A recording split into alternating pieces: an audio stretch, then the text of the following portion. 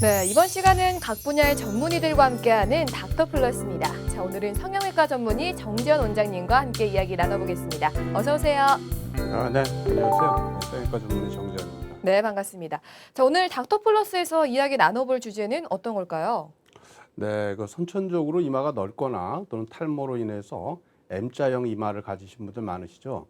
물론 이제 이게 질병은 아니지만은 그런 경우에 여러 가지 교우 관계라든가 또는 사회생활에 있어서 조금 이미지가 안 좋은 그런 경우가 있습니다.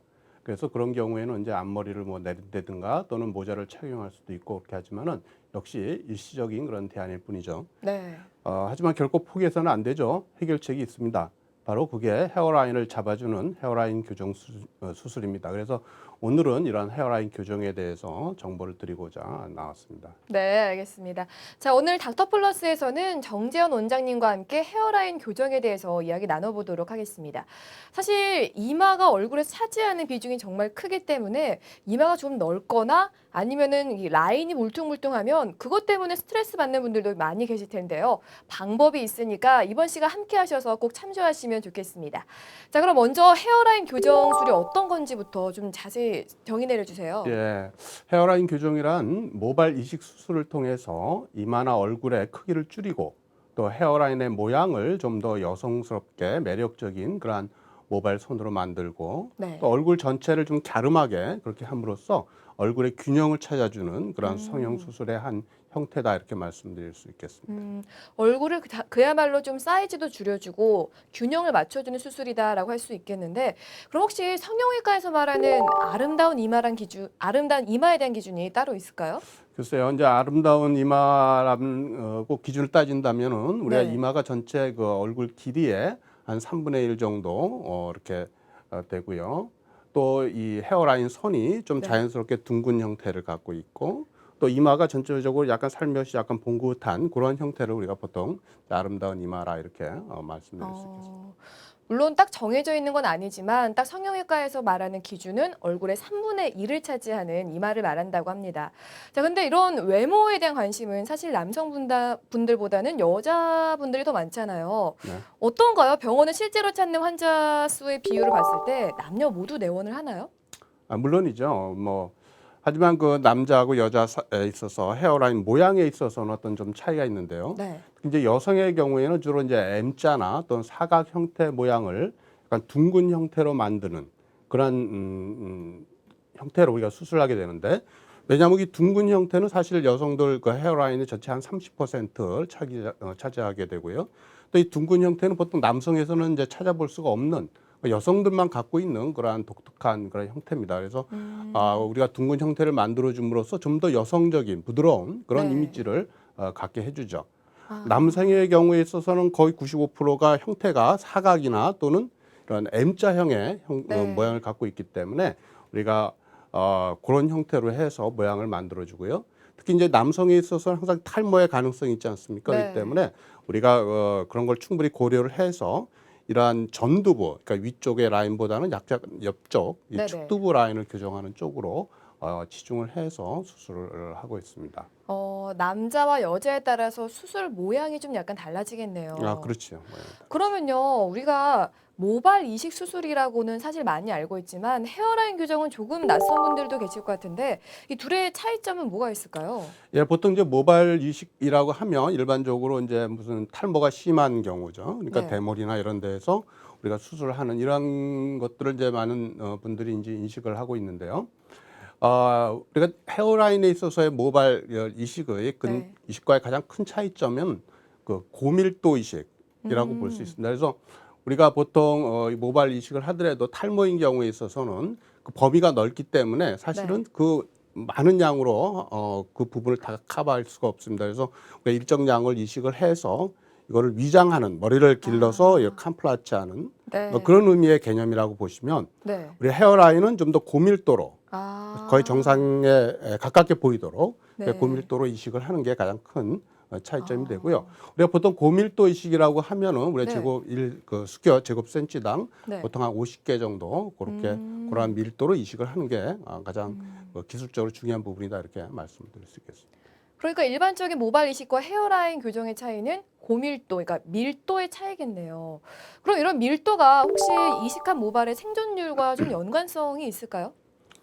에, 역시 밀도가 이제 올라갈수록 이제 생존율이 떨어지게 돼 있죠. 그래서 사실상은 1제곱센치당 보통 한 20개에서 30개 정도의 밀도로 이식이 되는 것이 가장 생존율이 좋다고 말씀을 드릴 수가 있습니다. 근데 우리가 헤어라인 수술에 있어서는 이제 그렇게 하면 너무 이제 좀 듬성하게 보이기 때문에 네. 우리가 최소한 90% 이상 생존율을 유지하면서 아까 말씀드렸듯이 우리 1제곱센치당 한 50개 정도 이상으로 그렇게 고밀도로 이식을 하는 게 매우 중요하다 이렇게 말씀드릴 수 있겠습니다. 헤어라인 교정은 정말 기술적인 테크닉이 뛰어나야 되지 않을까 싶어요. 그래서 좀 더 숙련된 전문의를 찾아가야 되지 않을까라는 생각이 드는데요. 자, 그럼 이번에는 헤어라인 교정이 필요한 경우에 대해서 살펴보겠습니다. 일반적으로 여성분들 중에는 어떤 경우에 이런 수술을 받게 될까요? 예, 물론 이제 뭐 이마라든가 또 이런 라인에 대한 콤플렉스를 갖고 있는 분들이 네. 수술을 하게 되는데요. 우선은 정리해서 말씀드린다면은 첫 번째 이마가 이제 넓고 또 높은 이러한 네. 경우가 되겠죠. 그래서 우리가 보통 여성분들의 이마의 높이는 대개 한 6 내지 6.5 정도 그렇게 됩니다. 그래서 이 6.5cm 이상 네. 높은 경우에 우리가 이제 수술을 하게 되고 또 이 이마가 높을수록 이마의 폭도 또 넓기 때문에 이 이마의 높이와 폭을 같이 이렇게 교정하는 그런 형태로 수술을 많이 하게 됩니다. 이마의 높이와 폭을 같이 교정하는 이유가 있을까요? 뭐 높이만 교정하거나 그런 거는 안 되나요? 우리가 이제 아름다운 이마의 둥근 선을 우리가 할 때에 네. 어떤 그 좀 규칙이 있습니다. 그래서 우리 아, 이마의 높이가 네네. 보통 이마의 폭보다 한 0.5mm 정도 폭이 조금 더 넓죠. 그래서 네. 그런 형태의 어떤 라인을 잡았을 때 가장 이제 아름다운 비율이라 그럴까요? 그렇게 우리가 볼 아, 수가 있습니다. 그래서 우리가 일반적으로 이제 높이를 교정하면 그만큼 폭을 같이 해줘야 전체적인 네. 라인이 균형 있게 그렇게 잡히게 되고요.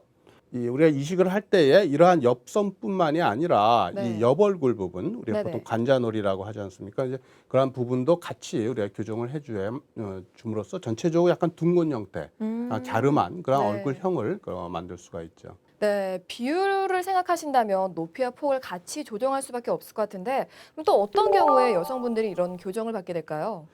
예, 대부분 이제 남성에서 갖고 있는 어떤 M자 형태를 갖고 있는 그러한 경우라든가 또 이런 경우에 있어서는 이 M자 형태가 좀 남성적인 그러한 이미지이기 때문에 이걸 네. 이제 둥근 형태로 만들어주는 것이 좀 더 여성적인 그런 이미지를 갖기 때문에 우리가 그런 형태에서 이제 수술하게 되고요. 두 번째 이제 삼자 머리, 그러니까 가운데 부분이 좀 이렇게 내려온 그런 형태에 있어서 그걸 전체적으로 약간 둥근 형태로 아, 만들어주는 그러한 경우 또는 이런 관자 이 부분이 넓어가지고 옆 얼굴이 이제 커 보일 때 그 네. 부분을 뭐 교정을 한다든가 또는 어, 과거에 이마가 좁아서 레이저로 이제 제모를 했는데 네. 그 모양 자체가 너무 좀 이렇게 일직선으로 좀 부자연스럽게 아, 그렇게 된 네네. 경우에 있어서 우리가 또 이식할 수 있고요. 또는 흉터라든가 또는 선천적인 탈모가 이러한 네. 라인에 같이 있는 이러한 경우 또는 문신을 했는데 뭐 이게 일부는 이제 흡수되고 일부는 남아 있어서 좀 어색하게 남아 네네. 있는 이러한 경우에 있어서 우리가 아. 교정을 하게 됩니다. 말씀을 들으면 들을수록 참 이마의 모양이 그 사람의 이미지를 확실하게 이렇게 딱 생각하게 해주는 기준이 되지 않나라는 생각이 드는데 이런 고민에 빠지신 모든 여성분들에게 적합한 수술이 아닐까, 교정이 아닐까라는 생각이 듭니다. 자, 그럼 이번에는 남성의 경우로 살펴보겠습니다. 어떤 경우에 남성분들은 이런 교정을 선택하게 되죠? 네, 보통 이제 이마 폭이 넓은 경우에 이제 생각을 하게 되는데요. 우리가 네. 평균적으로 이제 남성분들 이마의 폭이 대개 한 7.5cm에서 한 8cm 정도 이렇게 됩니다. 그래서 그거보다 더 넓으면은 이제 얼굴이 전체적으로 좀 커져 보이죠. 그래서 네. 그러한 경우에 있어서 우리가 이제 수술이 필요하고요. 또 선천적으로 이 축두부가 없는 경우가 있습니다. 그래서 네. 그런 경우 또는 이런 M자 탈모가 좀 심해서 많이 이제 M자 부분이 올라가 있는 그러한 경우라든가 또는 관자놀이 이 옆부분이 넓은 경우에 이제 관자놀이하고 구렛나루를 이제 같이 그렇게 어. 교정을 하는 경우가 많이 있습니다. 탈모가 진행되는 M자의 경우에도 이런 교정을 받게 된다고 하셨잖아요. 그러면은 이미 탈모가 진행이 됐는데 교정이 가능한가요? 심어도 빠질 것 같고 그렇긴 한데 어떤가요, 원장님? 예, 그런 경우에 이제 탈모가 이제 위쪽으로 이제 계속 진행이 되기 때문에 네. 우리가 어느 정도 이마 높이를 한 8cm 정도 이렇게 기준선을 정하고 그 위쪽 아. 부분만 네네. 교정을 하게 됩니다. 아 알겠습니다. 근데 그런 경우에는 아무래도 탈모가 진행이 되니까 계속 수술을 받아야 되지 않을까 싶은데 그런 경우는 어떻게 진행이 될까요? 예, 그럴 수 있습니다. 그럴 수 있는데요. 그러나 이제 탈모가 아주 이제 심한 그런 경우라고 하더라도 네. 우리가 이마 선을 보통 한 8 내지 9cm 정도의 높이로 이마 선을 잡고 그 위쪽 부분만 이제 우리가 교정을 하게 되죠. 아. 그래서 우리가 기준선을 한 8cm 정도 잡고 네네. 그 위쪽만 교정을 하면 결국 그 형태는 나중에 상당히 자연스러운 형태로 그렇게 음. 남게 됩니다. 그러니까 탈모 환자의 경우에는 미래에 변하는 모습까지 예측을 해서 다 이렇게 교정 수술이 들어간다는 말씀이신 거잖아요. 네. 그럼 이번에는 이 헤어라인 교정 수술 방법에 대해서 한번 알아보겠습니다. 보통 어떤 방법으로 이루어질까요? 예, 크게 이제 세 가지 형태로 우리가 나눠볼 수 있는데요. 첫 네. 번째는 이제 전체적으로 교정하는 토탈 교정술입니다. 그래서 토탈 교정술은 이마의 이 높이 또 M자 부분, 그다음에 이 측두부, 네. 그다음에 이 관자놀이 있는 부분, 경우에 따라서 이제 구렛나루까지 포함을 해서 전체적으로 축소시키는 이러한 경우를 우리가 토탈 교정술이라고 하고요. 네. 두 번째는 이제 M자 부분만 교정을 하는 경우가 있습니다. 그래서 네네. 전체적인 이마 폭이라든가 높이는 그냥 놔두고 네. 모양만 M자 형태만 둥근 형태로 그렇게 모양만 교정하는 경우가 음. 있고요. 마지막으로 이제 뿌띠 교정이라고 해서 네. 보통 이제 부분적으로 예를 들어 네네. 이마의 라인이 아주 불규칙하거나 했을 때 음. 그러한 부분만 살짝 교정을 한다든가 아. 아니면 뭐 옆에 얼굴이 넓어서 측두부 있는 부분만 뭐 네네. 살짝 한다든가 아니면 구렛나루만 살짝 하는 이제 그런 어. 경우를 이제 우리 뿌띠 교정술이라고 해서 그런 식으로 네네. 이제 분류를 하고 있습니다. 환자의 상태에 따라 수술 방법도 다양하게 이루어지는 것 같은데요. 그럼 교정 과정은 어떻게 이루어질까요? 예, 우선은 이제 전체적으로 그 디자인을 먼저 해야 되겠죠. 디자인을 네. 해서 우리가 어느 정도 좀 이식 양이 어느 정도 될 것인가 하는 걸 먼저 결정을 해야 되고요. 네. 그다음에 그 이식 양에 따라서 그럼 뒤에 후두부 쪽에서 어느 정도의 면적을 떼어낼 것인가 하는 거를 결정을 해서 뒤에 후두부에서 이제 채취를 하고 네. 물론 후두부에 채취한 부분은 이제 나중이라도 그 흉터 사이에서 머리가 나올 수 있는 이제 그런 방법으로 이제 봉합을 아. 하기 때문에 이제 네네. 크게 문제는 없고요. 그다음에 이 채취된 모발을 우리 현미경을 이용을 해서 이거를 네. 다 분류를 합니다. 그래서 아. 우리가 그 현미경으로 보면은 우리 한 모공에서 나오는 모발이 보통 이제 한 개짜리도 있지만 보통 두 네. 개짜리 가장 많습니다. 그래서 두 개짜리 한 음. 50% 정도 되고요. 네. 그다음에 뭐 세 개, 네 개 이런 식으로 이제 분류를 하는데 네. 그걸 이제 모낭 단위라고 그러죠. 그래서 그 모낭 단위별로 이걸 다 분류를 해가지고 다 현미경으로 음. 분리를 해서 네. 분리된 거를 다시 뭐 한 개면 한 개짜리, 두 개면 두 개짜리 이런 식으로 다 또 다 나눕니다. 이게 분류를 하는 거죠. 그 네네. 분류를 한 다음에 그 이식한 부분의 위치에 맞게 네. 예를 들어 맨 앞쪽 헤어라인 쪽은 이제 한 개만 이식을 하고요. 네네. 그 뒤쪽은 이제 두 개, 맨 끝에 쪽은 이제 세 개, 네 개 이런 네. 형태로 이제 우리가 이식을 하게 됩니다. 굉장히 세심하게 진행이 되는 것 같아요. 근데 아까 후두부에서 모발을 채취한다라고 말씀하셨는데 후두부 쪽에 머리 숱이 많지 않은 사람들은 어떻게 해야 되는 거죠? 그 후두부에 머리가 숱이 좀 적다고 해서 사실 뭐 수술을 못할 정도로 이렇게 적은 사람은 없습니다. 아 그래서 그래요? 예, 뭐 밀도가 일부 조금 떨어질 수는 있지만 네. 뭐 그럴 때 우리가 띄어내는 그 양을 조금 더 하면은 뭐 네. 충분히 가능합니다. 어, 그럼 이런 경우도 있잖아요. 후두부는 사실 앞에 나는 머리카락이랑 그 굵기나 성질이 다를 것 같은데 이런 건 어떻게 해결할 수 있어요? 예, 보통 이제 후두부 쪽 모발이 전두부 쪽에 비해서는 조금 좀 굵기도 하고요. 네. 또 이제 곱슬기가 조금 더 있는 경향이 있죠. 그래서 어, 뒤쪽에 있는 모발을 앞쪽으로 이식을 하면은 역시 뒤쪽 모발의 특성을 갖게 네. 됩니다. 그래서 쉽게 말해서 뭐 콩 심은 데 콩 나고 파 심은 데 팥 나는 형태가 아, 되는데요. 네네. 어, 그 처음에 그 약간 곱슬기가 있더라도 처음에 한 1년 정도 이게 자라는 과정에서는 그게 조금 더 눈에 띌 수는 있지만 네. 대개 1, 2년 지나서 길어지면은 네네. 사실은 그러한 현상이 많이 좀 줄어들고요. 음, 또 보통 곱슬기가 심한 분들은 이제 스트레이트 파마 같은 거 하지 않습니까? 그러니까 네네. 이제 스트레이트 파마를 할 때 이제 앞쪽 부분도 같이 네. 파마를 해주시면 이런 곱슬 아, 이런 부분들은 많이 해소가 될 수 있습니다. 그래서 또 이제 경우에 따라서는 이제 이 염색이 잘 안 된다고 하시는 분들도 있어요. 아, 왜냐하면 그래요? 이 뒤쪽 모발이 굵기 때문에 이제 네. 앞쪽 모발하고 염색 시간이 조금 차이가 있거든요. 예, 그래서 아. 그런 경우는 이제 염색 시간을 조금 더 조정을 하면 충분히 네. 염색도 잘 되죠. 아. 네. 그러니까 모발의 성질은 다르지만 그래도 생활 속에서 잘 관리를 해주면 크게 차이 없이 불편함 없이 생활할 수 있겠네요. 자, 그리고 아무래도 이렇게 모발을 이식을 하면 자리 잡는 데까지 좀 시간이 걸리지 않을까 싶은데 어느 정도로 생각하면 될까요? 네, 이식된 모발이 이제 초기에 한 70% 정도가 보통 한 2주에서 4주 사이에 일시적으로 이제 빠지죠. 이제 빠졌다가 다시 나오는 시기가 보통 한 3개월에서 6개월. 음. 정확하게 보면은 대개 한 3개월에서 4개월 사이 한 60%, 네네. 4개월에서 6개월 사이 한 40% 정도에서 네네. 새로 이제 자라게 되는데요.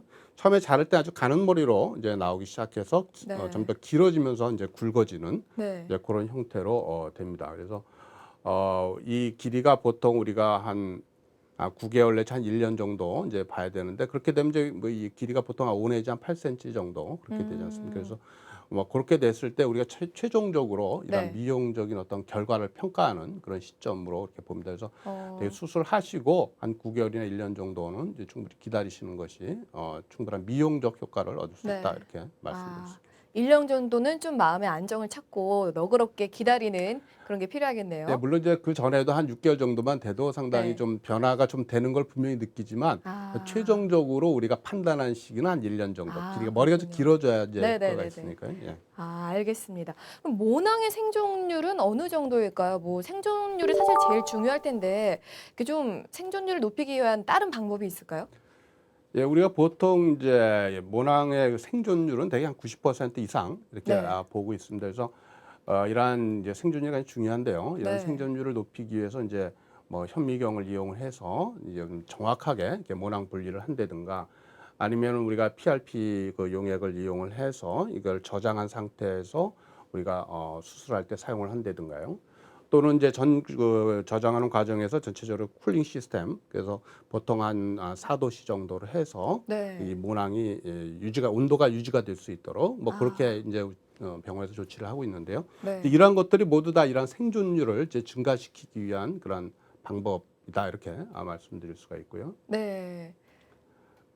특히 이제 그 PRP의 용액은 우리가 수술하기 전에 미리 이제 혈액을 채취해서 네. 이제 그 원심 분리기로 해서 이제 분리를 합니다. 그래서 그렇게 되면 이제 혈장이 나오고요. 혈장 한번 다시 이제 원심 분리를 하면은 이제 PRP 용액을 얻을 수가 있는데요.